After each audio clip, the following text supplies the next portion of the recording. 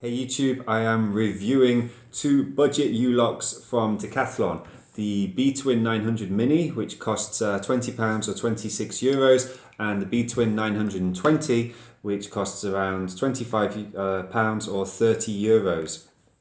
And first thing I just want to point out, it's a very odd card that comes with it that gives this a security rating of 8 out of 10, level silver. It can stop bolt cutters.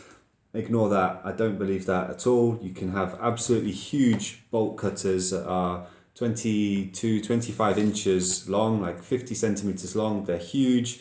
If they're brand new, they're very sharp. The blades are very sharp, and someone tightens them up, puts one lever on the ground, or one handle on the ground, and pushes down on the other one, they will cut through things. That is what the guy at the hardware shop told me. Whatever you put in between those two blades will get broken. So I find this diagram not very helpful, so just ignore that. They're saying that it can't stop a circular saw. Well, yeah, depends on the bolt cutters, depends on the circular saw. Maybe someone's got both. Right, btwin 900, the 900 Mini is super useful. I prefer this one to the big one. I'm going to explain why. This one, it fits on your back rack very, very easily. You can put it through the back wheel and the frame. It gives you about not much room, but if you don't have an immovable object, but you just want to secure the bike, put it through the back wheel, through the frame.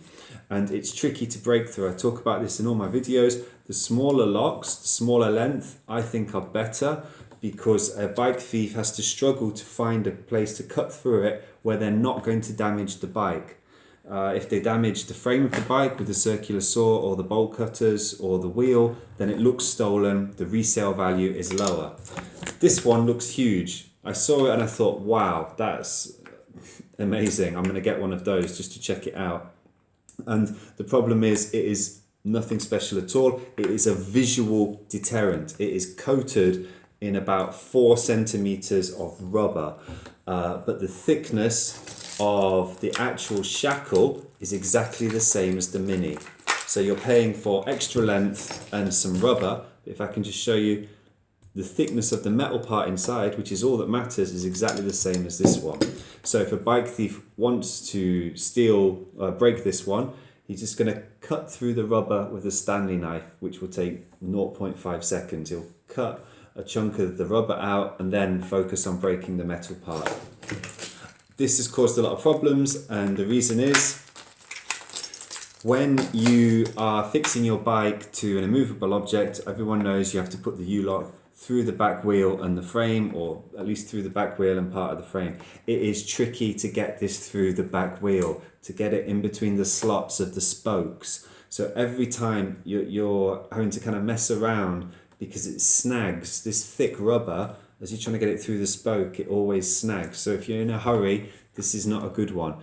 Also, it comes with like a plastic, two plastic clips like that to attach to your frame, but because it's so huge and heavy, it's about 1.5 kilograms, it's going to wobble around. You may end up catching your legs or your knee as you're pedaling. So it's a visual deterrent, but it's not actually that practical on a day-to-day basis. You can't put it easily over your back rack because it kind of hangs over, and you'd have to put a couple of bungee cords around it to keep it in place. So this one I put in a basket on a lady's bike. If I'm going to go shopping in a city centre, I'll take an old lady's bike, I'll stick this in the basket, this on the back rack, and then I'll use both of them together. But on a day-to-day basis, it's not great. Right, I hope that's useful. If you've got any comments, put them below. Give me a thumbs up if you found it helpful. Please subscribe. I've got a lot more videos coming up on bike security. Thanks.